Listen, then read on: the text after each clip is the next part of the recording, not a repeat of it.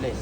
Tulis. Ya. Oh, ini yang awak punya Saya bagi. Bagi. Yang saya nak jual memang itu atas. Ha, Saya bagi Acik sebab Acik tadi dari kita kat sana betul. bagi Boy Jam banyak. Sebab ilmu lebih mahal dari duit. Serius. Uish, Acik buka harga. Sebab bila orang yang kenal kayu, memang dia jatuh harga pada value barang dia sendiri. Boy Jam jenis okey tengok ni. Oh. Ini barang yang tidak dibuka kotak. Memang safe kat sini je.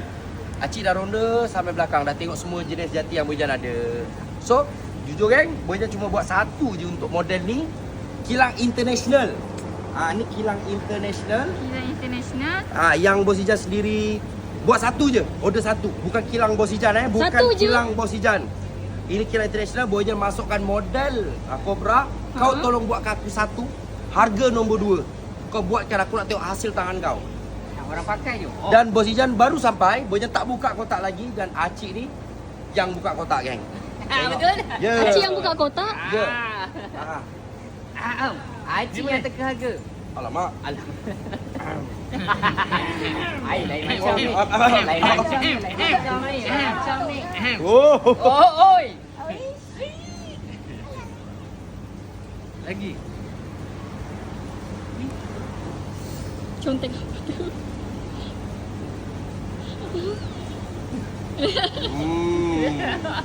Lain Apa ni? macam. Ini lain macam. Kenapa senyum-senyum ni? Ini perbincangan silent discussion nama dia. Tak ada tampal harga, memang set 20 lebih ribu.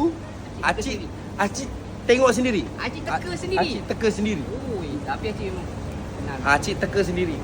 Tak ada tambah harga geng. Itu Boy Jam tadi barulah ngumpat Acik kan. Boy Jam kat belakang kita buat video tadi, dia cakap Acik ni ronda tak payah cerita apa-apa. Acik cerita dengan kita. Hei. Hei. Buanglah Acik. Jauh ni. Okey, tapi tak apalah. Ni saya suka Acik bagi ilmu saya banyak tadi Oi. Ini susah. Ini pun boleh je sebenarnya. Acik bagi deal tengah-tengah Acik sekarang Antara ni dengan ni jangan tak jadi. Mak ai dia secara santai. Tengah-tengah Acik ni, saya ni deal pertengahan. Confirm untung. Dah itu bukan nak kira murah lah. Okey sangat lah. Acik pun dah Kalau bagi untuk ilmu barang banyak ni. pun. Acik dah bagi ilmu banyak ah. Okey, boleh. Okey, boleh kan? Betul, Cik. Boleh. Boleh ni Nanti dulu.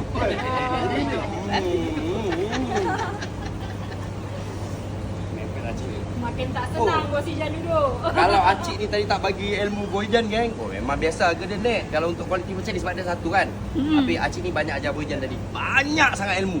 Oh, seronok. Seronok hari ni seronok. Seronok bukan sale.